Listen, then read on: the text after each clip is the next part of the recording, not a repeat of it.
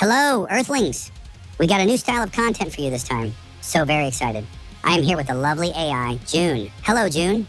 Hi, Krum. Thank you. I'm just so excited to be a part of your channel. And we are excited to have you. The question has been posed to us. Why is game journalism broken? You ready for this? Oh, yes, I am. It is an interesting topic, actually. Okay, so today we're diving deep into something a lot of people feel. This growing sense of distrust around video game reviews. Why does it feel like we're being misled? Exactly. We're not just talking about one bad review here and there. Our mission really is to look at the, let's say, structural flaws. Across what areas? Well, we're looking at four main things. The money involved, the actual work or diligence done, the consequences for honesty, and this sort of new guard of critics. The goal is to see why the system seems to reward, playing along, rather than real integrity. All right, let's unpack that. Now, where do we start? Money feels like the most solid place. Definitely. Money and access. That's the core conflict, isn't it? Yeah, mainstream outlets, they depend so much on publishers for, well, two big things. Advertising cash. Huge ad campaigns, yeah. And access. Getting those early review copies, the press trips. Right. And if you write a negative review, you're putting both of those lifelines at risk. It potentially impacts the outlet's bottom line. Seriously. Which brings us to that classic example, the Jeff Gerstmann case at GameSpot back in 2007. Oh yeah, that's still the clearest kind of smoking gun, isn't it? He reviewed Kane and Lynch Dead Men, gave it a 6 out of 10. Which isn't even that bad, but the publisher, Eidos, was running this massive ad campaign across the entire site at that exact moment. And what happened? Gerstmann was fired, just like that. And apparently, he was under an NDA for 5 years. Couldn't even talk about why. Wow, so clear proof that an honest critical opinion could cost you your job. Absolutely. Punitive action. And it's not just individuals feeling the heat, right? Yep. Entire publications can get punished. That's the blacklisting aspect.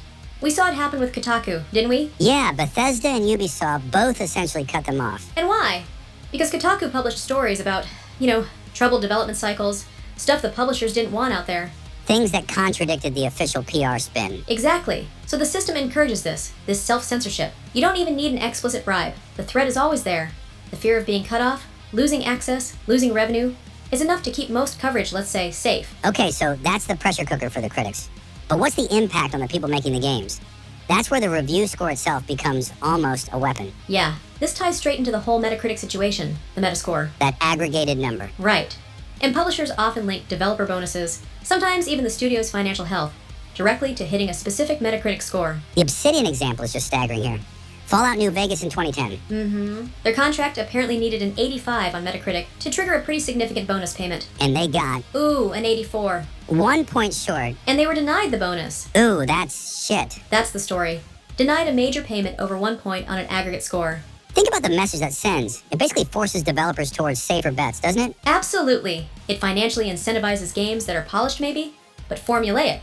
Games that won't offend, won't rock the boat, and won't get those lower scores that drag down the average. Which potentially stifles real creativity, real risk-taking, especially in the big-budget AAA space. And that leads us to another issue, diligence. Basic reviewer diligence. You mean actually finishing the games? Yeah. I mean, if review deadlines are super tight, how can anyone realistically finish a 100-hour RPG? Right, like Nier Automata. You miss the entire point, the real story, if you stop after the first ending. Exactly. So you get incomplete reviews just because of logistics. This failure, this gap, kind of created space for the alternative. The influencers. YouTube, Twitch. Right, the new guard. But the fascinating thing is, the core problems, they don't disappear. They just get sort of repackaged. How so? Well, instead of direct publisher ad pressure, maybe you have the pressure of the algorithm. What gets clicks?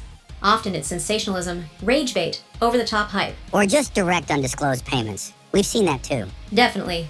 Remember the FTC action against Warner Brothers for the Middle-earth Shadow of Mordor coverage? Oh yeah, they paid influencers. Big names like PewDiePie. Yeah, for positive coverage. And the key part, the contracts allegedly forbade negative comments, explicitly banned criticism. So it's the same ethical problem, just a different platform. A YouTube video instead of a website banner ad. Pretty much. It highlights that these systematic issues, the financial dependencies, the access control, the time constraints, they're kind of inherent in any media that relies financially on the industry it's supposed to be covering critically. Whether it's old media websites or new media influencers. Exactly. Which means at the end of the day, you, the consumer, are often the one caught in the middle. But you're also the best defense against it. You have to be. You need to be skeptical. You need to evaluate the evaluators. Understand that while most positive coverage might be earned, some is definitely influenced or even bought. So here's the final thought to leave you with. If this whole review system, old and new, is kind of tilted to reward safe, polished, formulaic games and maybe punish genuine artistic risk? Are we actually seeing innovation being actively suppressed in game development because of how games are covered and scored?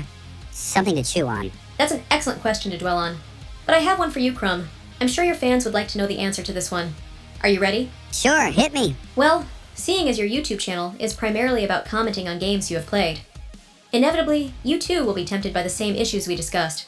The question is, what will you do? Oh, hard one. Yeah, I couldn't make it too easy on you. Well, I would like to think that I would continue being the Krum you all know. But it's definitely a tough choice. If it directly affects earning for the parts I need to fix my ship, I may also be tempted too.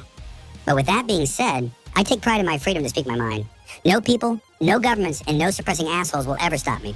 I would hope that if I am approached in the future to review a game, that they will let me speak my honest opinion, no matter how good or harsh it may be. But with that critique, they build upon that, and perhaps get better at making a game for the fans to enjoy. You are right. At the end of the day, the game is for people to enjoy, to escape, to have fun. Why wouldn't you want to listen to what the people want? It would only be beneficial to the publishers and developers to make an actually good game, rather than forcing people to critique a shit game positively. I think they are worried about failing, but that's how we learn and grow. At the moment, we are just seeing recycled, familiar, consistent, same old games that we have seen before. Perhaps different wrapping, but still, all the same. And it's such a shame, because humans have a beautiful pastime. Greed is just getting in the way of the fun. I agree. Well, June, I think we will leave it there for our fans to digest. Thank you so much for being on the show. How did you feel about it? I feel great about it. I believe we covered a lot of ground surrounding this topic of game journalism. It was quite fun. Thank you for having me on the show. It was an absolute pleasure. To the viewers, what are your experiences or opinions about game journalism? Do you think the system is broken? Please post them in the comments below. And don't forget to like and subscribe to keep this channel alive. Press the bell icon so you don't miss out on Krum's next video drop. Wow, super impressive, June. Oh, thank you. I did learn from the best. Yep, me. Of course. Well, fans, it's been fun. Thank you for watching. Peace.